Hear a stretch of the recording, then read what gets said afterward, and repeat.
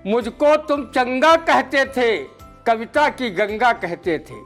मुझको तुम चंगा कहते थे, कविता की गंगा कहते थे। जनसंघी होने के नाते मुझको जनसुंघा कहते थे। तुम पर मेरा उर बलबल है, चुभते कंटक कुसुमावल है।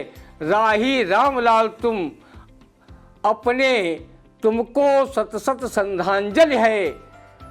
सबको यादों में बहा गए, मेरे राही तुम कहाँ गए। कभी तुम आग हो, कभी तुम पानी हो, क्या चीज हो दिलवर जानी।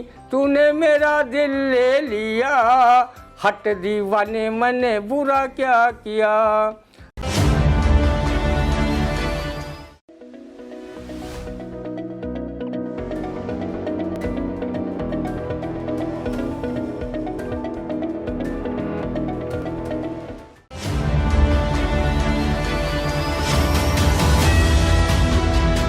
नमस्कार, स्वागत है आप सभी का आई इंडिया के खास कार्यक्रम रंदा में। खबरों पर रंदा चलाने के लिए आई इंडिया के स्टूडियो में मौजूद हैं वरिष्ठ पत्रकार, कवि एवं रंगकर्मी ज्ञान प्रकाश सिंह प्रतीक जी। तो प्रतीक जी, आपका बहुत बहुत स्वागत है आई इंडिया के स्टूडियो में।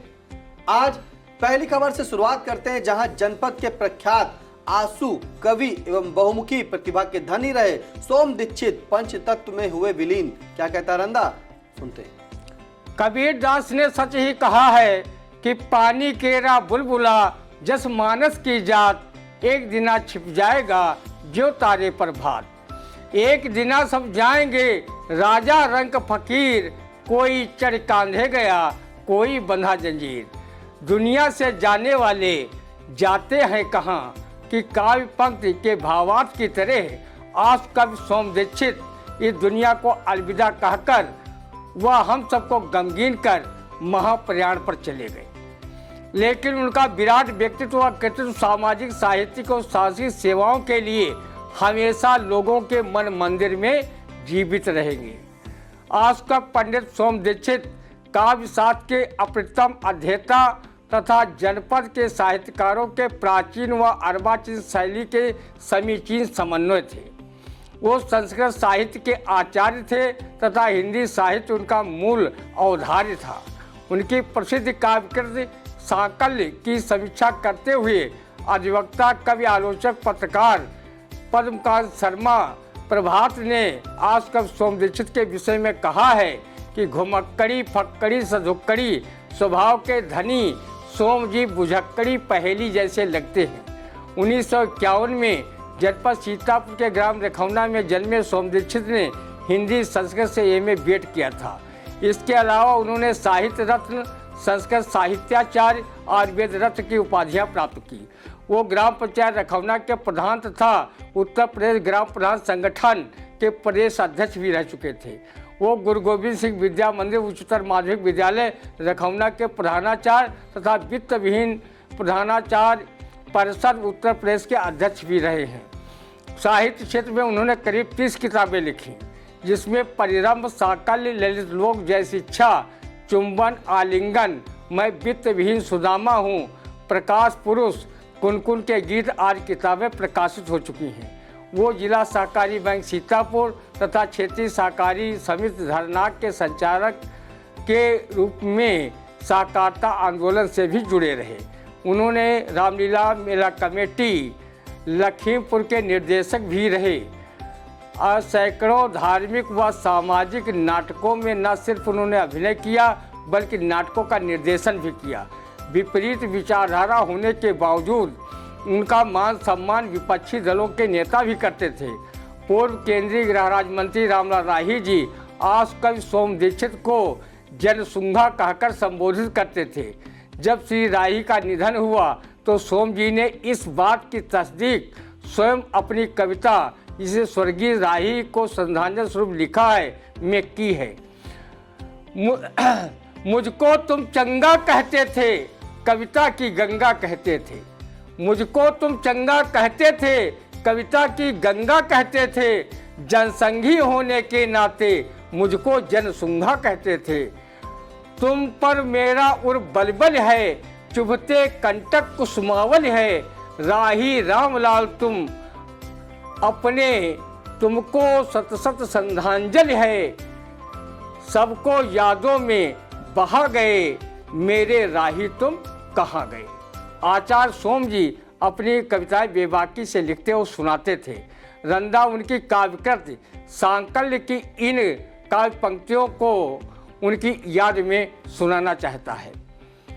भ्रष्टाचारों के दियों में तेल जल गया सारा, कैद हो गया उजियारा है घर घर में अंधियारा, खेल नशीला सबने खेला, देश हुआ बेचारा, भले विश्व में जीता लेकिन अपने घर में हारा, अमृत पाने वाला अब है मैं खानों का देश, ये दानों का देश हुआ अब नादानों का देश, रे कपोत जा लौट गया अब ये वयोधानों का देश, ये दानों का देश हो गया नादानों का देश।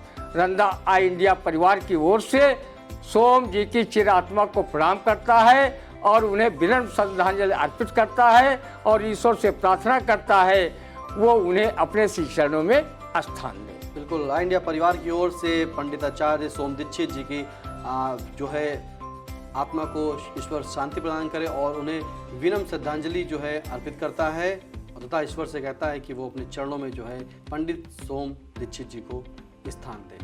अगली खबर, जहां पर्यटन एवं संस्कृति मंत्री जयवीर सिंह ने अधिकारियों को दिए निर्देश कि हर ग्राम सभा में भजन मंडली का पंजीकरण अनिवार्य रूप से कराएं, रामलीला तथा रासलीला मंडलियों के रजिस्ट्रेशन के लिए शुरू करे पोर्टल।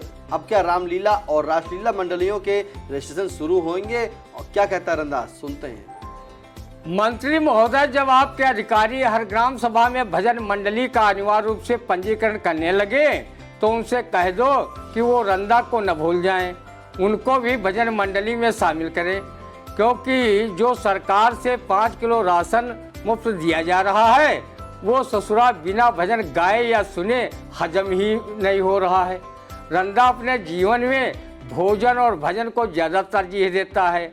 आपने 5 किलो राशन का प्रबंध करा ही दिया है, लगे हाथ भजन मंडलियों के माध्यम से भजन गाने या सुनाने का अवसर उपलब्ध करा दें तो रंदा तहे दिल से शुक्रिया ढोला की तर्ज पर उसी तरह अदा करेगा जैसे नौटंकी की नर्तकी दर्शकों से पैसा मिलने पर खुश होकर शुक्रिया गाकर अदा करने लगती है।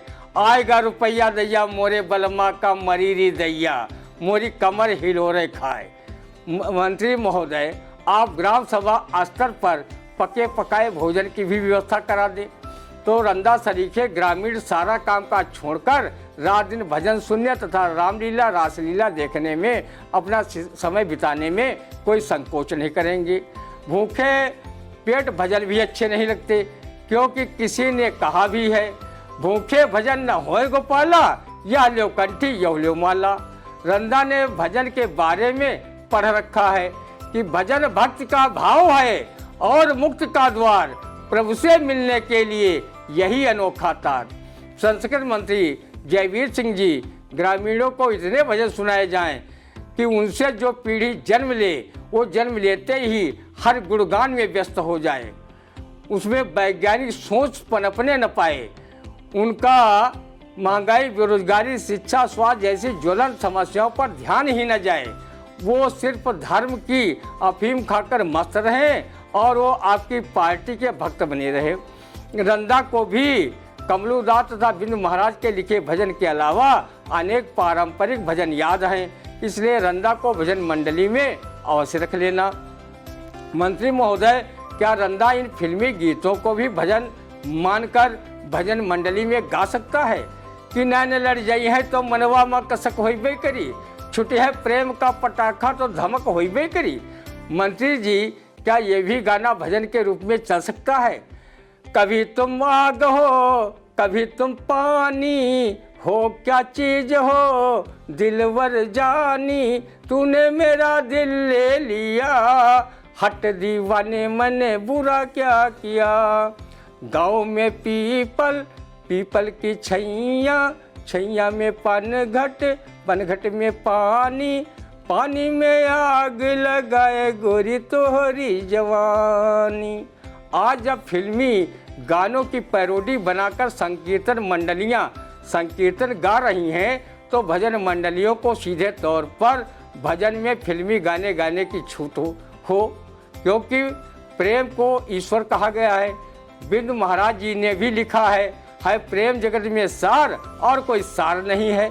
माननीय मंत्री जयवीर सिंह जी, रंदा सरीखे लोगों के लिए भगवत भजन के नाम भंडारे भी चलवाते रहिए।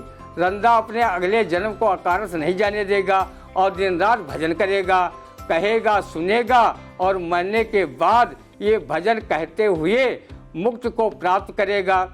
भजन करो भाई, भजन करो भाई, ये जीवन 2 दिन का, ये जीवन है पानी का बुल्ला, ये जीवन है पानी का बुल्ला, लागी हवा उड़ जाई, भजन करो भाई, भजन करो भाई, ये जीवन 2 दिन का।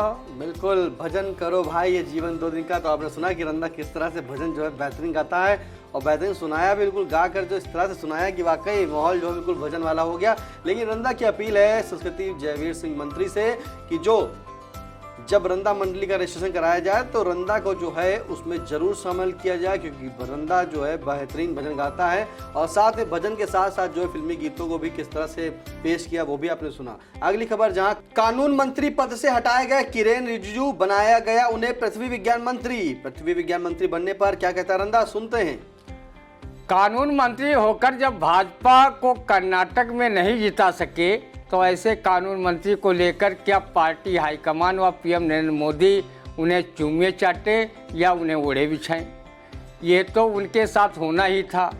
वो कानून मंत्री थे तो उन्हें अपने कुछ कानूनी हाथ कर्नाटक चुनाव में दिखाने चाहिए थे और भाजपा प्रत्याशियों की लुटिया डूबने से उन्हें बचाना चाहिए था। पश्चिम बंगाल विधानसभा में जब भाजपा बंगाल की सेनी ममता बनर्जी की पार्टी से हारी थी तो उस समय भी मोदी सरकार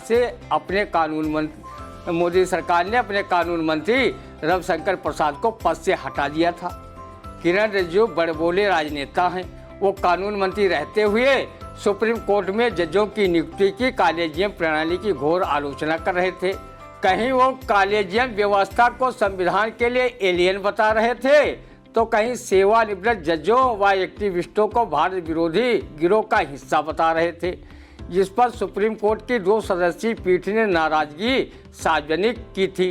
किरेन रिजिजू ने कानून मंत्री के रूप में हवा में उड़ रहे थे और न्यायिक अधिकारियों के विरुद्ध अनर्गल टिप्पणी कर रहे थे, जिससे मोदी सरकार की देश में काफ़ी किरकिरी हो रही थी।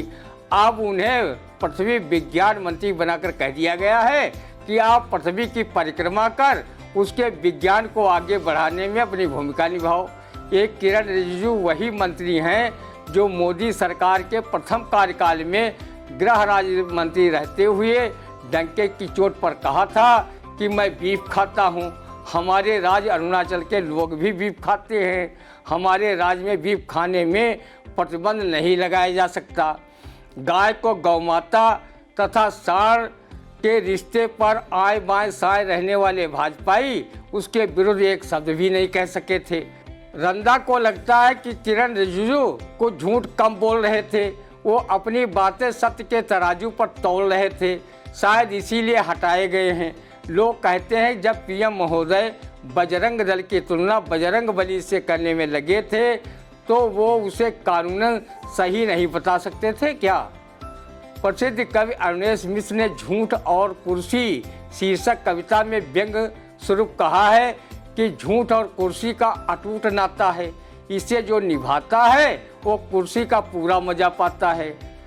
झूठ ने कहा जो भी हमारे शरण में आया वो कुर्सी पर ही रहा, लेकिन जैसे ही कम झूठ बोला उतर गया उसका कुर्सी से चोला। जो धकाधक झूठ बोलते हैं भकाभक लिबास में रहते हैं, सत्य बोलने वाले उन्हीं से ठोकरें खाते हैं। ये हमें इतिहास के पन्ने बताते हैं। झूठ सत्य के फ्लेवर में बिक रहा है, बेचने वाला ही कुर्सी पर टिक रहा है। हम जब तक बोलते रहेंगे झूठ तब तक हरियाते रहेंगे राजनीति में ठूठ। सच बोलना जरूरी है, झूठ बोलना तो कायरों की मजबूरी है। बिल्कुल, सच बोलना जरूरी है, झूठ बोलना तो कायरों की मजबूरी है। तो कैसे बताया कि जो है कानून मंत्री थे, अब जो है पृथ्वी मंत्री बना दिए गए, पल भर में जो है पलट दिए गए। फिर भी कानून मंत्री रहते हुए जो है उन्होंने जो है कर्नाटक में जीत नहीं दिलाई। कैसे बताया रंदा ने, आपने सुना। अगली खबर, जहां जनपद सीतापुर में सड़क की गुणवत्ता पर किसान नेता गुरपाल सिंह ने उठाए सवाल, तो लोक निर्माण विभाग खंड 4 के जेई ने दर्ज करा दी गुरपाल सिंह समेत 2 लोगों के विरुद्ध सरकारी संपत्ति को नुकसान पहुंचाने समेत अन्य धाराओं में मुकदमा। थाना इमलिया सुल्तानपुर पुलिस जांच में जुट गई है। क्या कहता रंदा, इस जांच पर सुनते हैं। रंदा कभी भी सड़कों व अन्य सरकारी विकास कार्यों की गुणवत्ता पर कभी भी सवाल नहीं उठाता। वो जानता है जहाँ कमीशन खोरी होगी वहाँ गुणवत्ता कोई माई का लाल ला ही नहीं सकता। रंदा को बताया गया है कि विकास कार्यों में जमकर कमीशन का खेल खेला जाता है। जहाँ विकास कार्यों में कमीशन की बरसात होती हो वहाँ हम गुणवत्ता की बात करके वह चोर ने पुलिस का चालान किया, इस कहावत को ही सिद्ध कर सकते हैं। कर्नाटक में तो चुनाव में 40% कमीशन पे सीएम का नारा विपक्षी लगा रहे थे। इसी कमीशन खोरी के चक्कर में कर्नाटक की भाजपा सरकार को मतदाताओं ने धूल चटा दी। कमीशन का खेल नीचे से ऊपर तक का होता है, तो इसकी शिकायत पर आखिर कार्रवाई कौन करेगा? उल्टे शिकायतकर्ता को ही कानूनी पचड़े झेलने पड़ेंगे। कमीशन खोरी के चलते ही कोई भी विकास कार्य 2-4 साल भी टिक नहीं पाता, वो क्षतिग्रस्त हो जाता है। इसकी जवाबदेही भी जिम्मेदार शासन प्रशासन नहीं करता है, क्योंकि कमीशन के कथित हमाम में सभी नंगे हैं। कमीशन खोरी में हो रहे विकास कार्यों को होते देख ही मरहूम कवि रफीक सादानी ने कहा होगा, देश का लूटो बारी बारी, देश का लूटो बारी बारी, जियो बहादुर खद्दरधारी। पहली बरखा माँ स्कूल ढहेगा, वही के नीचे टीचर रहेगा। तोहरे बेटवा के ठेकेदारी, जियो बहादुर खद्दरधारी, देश का लूटो बारी बारी। जियो बहादुर खद्दरधारी, देश को लूटो बारी बारी। बिल्कुल सही कहा रंदा ने कि कमीशन का खेल जो चलता है वो किस कदर चलता है। आपने देखा कि आखिरकार जब 40% कमीशन चल रहा है तो गुणवत्ता कहां से लाएं? यकीनन ये बात बिल्कुल सत्य है। अगली खबर, जहां 2000 का नोट चलन से बाहर, 30 सितंबर तक बदलवा सकते हैं अपने 2000 रुपए के नोट। क्या कहता है इस फैसले पर रंदा, सुनते हैं। रंदा ने जब से खबर सुनी है तब से वो अपने ढोलक को सही करके नोट बदलने बैंक की लाइन में खड़े वाले महिला पुरुषों के बीच बजाकर सोहर गाना चाहता है। हो सकता है कि 2016 की तरह इस बार भी नोट बदलने की लाइन में खड़े लोगों में कोई खजांची जैसा बच्चा फिर से जन्म ले ले। बच्चे के जन्म पर रंदा सोहर न गाए, ऐसे कैसे हो सकता है? क्योंकि हमारे भारतीय संस्कृति में बच्चे के जन्म पर सोहर गाने की परंपरा रही है। रंदा अंदर से थोड़ा इस बात से दुखी है कि इस बार कोई पिछली बार की तरह अनहोनी न हो। कई लोग तो नोट बदलवाने के चक्कर में लाइन में खड़े खड़े बेहोश होकर मर गए थे। नोटबंदी की फिर से घोषणा हुई है, अर्थात सत्ताई नीरो ने फिर से अपनी बंसी बजाई है। पिछली बार हुई नोटबंदी का दंश आज भी लोग भूले नहीं हैं। छोटे दुकानदारों का व्यवसाय चौपट हो गया था। लाइन में लगी एक महिला ने नोट बदलवाने के चक्कर में वहीं पर उसके बच्चे का जन्म हो गया था, जिसका नाम सपा सुप्रीमो अखिलेश यादव ने खजांची रख दिया था। लगता है कि मोदी सरकार को कर्नाटक की बुरी तरह हार हजम नहीं हुई और देश के लोगों को फिर से भटकाने के लिए 2000 का नोट चलन से बाहर करने का फरमान आरबीआई के माध्यम से सुना दिया गया है। रंदा ने सुना है कि गृह मंत्री अमित शाह का बेटा जैसा 2016 में हुई नोटबंदी के पहले एक 50,000 की कंपनी बनाई थी, जो 2-3 माह में 80 करोड़ की हो गई थी। इसमें कितनी सच्चाई है ये लोग चर्चा करने वाले ही जाने। रंदा को इससे कोई लेना देना नहीं। वैसे ही देश भर में लूट इस तर्ज पर मची है, धन दौलत की लूट है, लूट सके तो लूट, सत्ता हाथ से जाएगी तब कैसे करोगे लूट। बैंकों का अरबों रुपया लेकर नीरव मोदी, विजय माल्या, मेहुल चौकसी जैसे तमाम लोग भाग गए हैं। हमारी सरकार व सिस्टम उनका कुछ भी नहीं बिगाड़ पा रही है। देश की सरकारी संपत्तियां उन्हें पौने दामों पर अडानी अंबानी की हाथों बेची जा रही हैं। जनता मूर्ख दर्शक बनी हुई है। जब देश का माली ही हरे भरे बाग को तहस नहस करने में लगा है तो रंदा फिर किससे शिकायत करे। रंदा ईश्वर से दुआ करता है कि वर्ष 2016 जैसे नोटबंदी के परिणाम 2000 के नोट बदलवाने में जनता को न झेलने पड़े। सूत्र बताते हैं कि पहले की नोटबंदी में एक नेत्री जो कई बार मुख्यमंत्री रह चुकी है और जिसके लिए उनके कार्यकर्ता नारा लगाया करते थे, यूपी हुई हमारी है, अब दिल्ली की बारी है। बेचारी नेत्री जी नोटबंदी के समय काफ़ी परेशान हो गई थी। उन्होंने अपने नेताओं और वरिष्ठ कार्यकर्ताओं को नोट बदलवाने की जिम्मेदारी सौंपी थी, जिसमें सीतापुर के 2 प्रमुख नेता भी थे। इसमें से एक विधायक तथा एक मंत्री रह चुका था। सूत्र बताते हैं कि ये अपनी मायावी नेत्री से नोट रूपी माया लाए और उन्हें बदलकर अपने नेत्री को पैसा वापस नहीं किया। उन्हें पार्टी ने बाहर का रास्ता दिखा दिया। आज दोनों नेता अखिलेश वाली साइकिल पर सवार हैं। ईश्वर करे पहले जैसी नोटबंदी में जो भयानक तस्वीर दिखाई दी थी वो इस बार नजर न आए। लाइन में कोई न मरे और न ही खजांची जैसे बच्चों का जन्म नोट बदलने वाली लाइन में हो। रंदा के पास जब 500 व 100 का नोट नहीं है तो रंदा 2000 की नोट बंद होने से न तो सुखी है और न दुखी है। दुखी वो हों जिन्होंने 2000 के नोट अपने घरों में डंप कर रखे हैं और काली कमाई में 2000 की गड्डियों को अपने घरों की तिजोरी की शोभा बनाए हों। रंदा को बैंकर रमेश मिश्रा ने इस कविता के माध्यम से बताया कि वर्तमान दौर ही शर्मनाक दौर है। ये समय शर्मनाक दौर है। ये समय का शर्मनाक दौर है जो हमारी मेहनत का कौर है। उसे खाने वाला कोई और है। ये जो हमारे मुंह का कौर खा रहा है वही अपने विकास को हमारा विकास बता रहा है। ये समय का शर्मनाक दौर है जो हमारी मेहनत का कौर है। उसे खाने वाला कोई और है। ये जो हमारे मुंह का कौर खा रहा है वही अपने विकास को हमारा विकास बता रहा है। तो किस तरह से रंदा ने आपको बताया कि 2000 रुपए की नोट बंद हो रही है, ठीक है, लेकिन जो 500 और 1000 की नोटबंदी के समय वो समय आया था कि लाइन में लगकर एक बच्चे ने भी जन्म दिया था। लाइन में लगे हुए लोगों की मौत भी हुई थी। लेकिन वो हालात, रंदा कहता है कि वो हालात फिर से ना पनपे और जिस लिए नोटबंदी की थी, क्या वो हालात सुधरे हैं? क्या काला धन वापस आया है?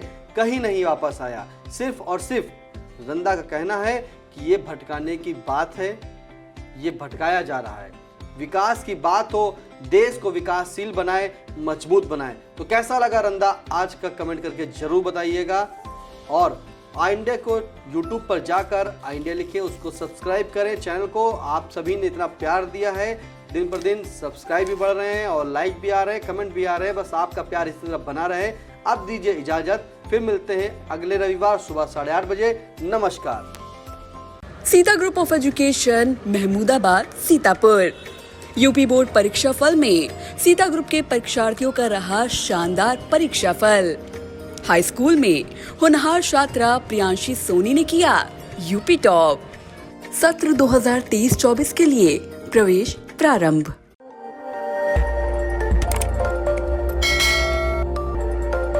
खबर आपकी, नजर हमारी। देखते रहिए आई इंडिया।